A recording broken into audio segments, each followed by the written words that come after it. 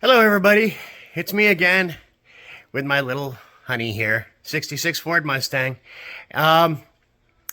So I've owned a number of these, and this one is no different in the respect that it has what I strongly suspect to be a bad fuel sending unit. Of the half a dozen or so 66 Mustangs that I've owned personally, they've all had bad sending units. So we're going to go ahead and do that, and we'll see if that solves the problem with the gauge that reads empty all the time. I probably should have mentioned that earlier. Gauge reads empty all the time, but it's full of gas, and gas is being delivered to the engine, sending unit. It's a simple repair, and the great thing about Mustangs is that the gas tank is readily accessible right from shell. Let me go ahead. Yeah, okay, so we're going to go ahead and empty out the various sundry parts that I have for other projects. And right under that mat, I'll show you in a few minutes how accessible the tank is. In worst case scenarios, we get under the car. It's not a big deal. And I'll talk at you momentarily. All right, everybody. So I took everything out of the trunk. And as you can see, the tank looks pretty new. So at some point in the car's recent history, or at least, you know, since it's been driving much and used much, tank looks pretty darn new from up here. And as you can see, there's no access to the top of the tank here. I always love this feature about Mustangs, though. It does make tank replacement like so easy, because it just drops down through a hole in the trunk floor and becomes the trunk floor itself. It's pretty ingenious in a very simple and functional way. So anyway, I'll get the car up on lift and see what we can see from there. Okay, so I'm back here, and we're draining the gas out of the tank before we replace the fuel sending unit. So we have a reading on our gas gauge. It really would have been handy if they put this stuff up inside the trunk, but, you know, it's alright. So anyway, we're draining the gas, and it's a good thing, too, because the gasoline is so old that it's really good just to get it all out.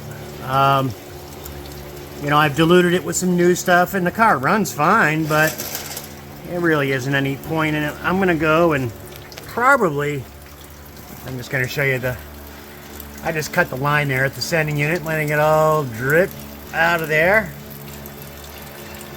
And it's coming. Of course, I had to have darn near a full tank of gas, naturally. Full tank of half-contaminated crap gas at $3.50 a gallon, so whatever. It's going to be worthwhile to just start with a nice new tank. Now I got those new filters, and I may even put a new pump in. The rubber diaphragms in those pumps do not like alcohol, or what we like to call corn gas, and God knows how long it's been there, so maybe I'll do that too. But anyway, that's a project for another day. Thank goodness today's Sunday, and it's like 45 degrees out or something, so I got the fan running, I got the door open, because it can be pretty noxious in here, draining gasoline. So anyway, there it is. Talk to you in a bit. Okay, so gas drained, sending unit out. And just a quick look here for you. As you can see, you know, I'm not surprised that it needed a new sending unit. You know, looks can be deceiving, and I've seen, you know, parts that certainly looked like they shouldn't work that worked fine, and parts that were brand new that didn't work at all. So anyway, this one here doesn't show, you know, I mean, this one here looks like a worn out old sending unit that's been, you know, sitting in corn gas, which attracts water, which rusts things out. Back in the day with pure petroleum gasoline, things didn't rust. So anyway, this is the little guy that that tells you whether or not your fuel tank or your fuel gauge works. This little float valve here works just like your float valve in a toilet bowl, except it sends an electric signal through these wires here and out to the gas gauge. So anyway, just to juxtapose that for you, all right, here's a brand new one. So, you know, a little different looking. That used to look like that. So, okay, I'm going to go ahead and clean the hole in the gas tank out a little bit and just make sure that it's nice and clean, ready for the gasket and the new stuff. Oh, there it is. Clamp ring that goes on there, and I'll be right back.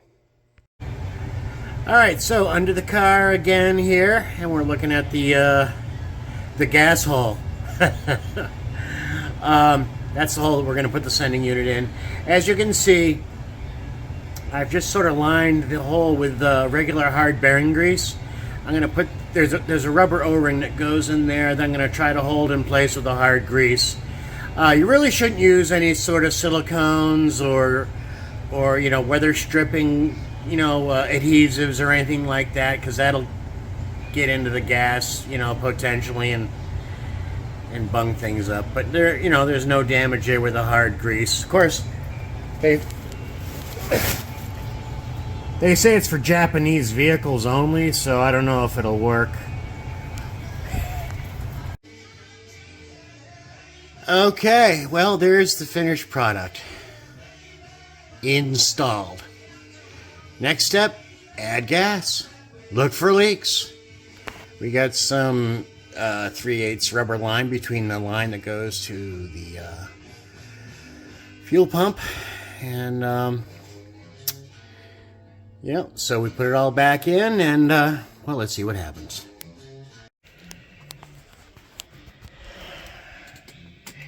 All right, so here we are. And, there's a fuel gauge. It's always read empty. It's never read anything better than empty. So let's see if this thing works. I'm going to go ahead and turn the key to the on position. And then, oh, look at her go. I got a half a tank of gas. How do you know? How do you like that? Wow. So there we are. Sending unit fixed.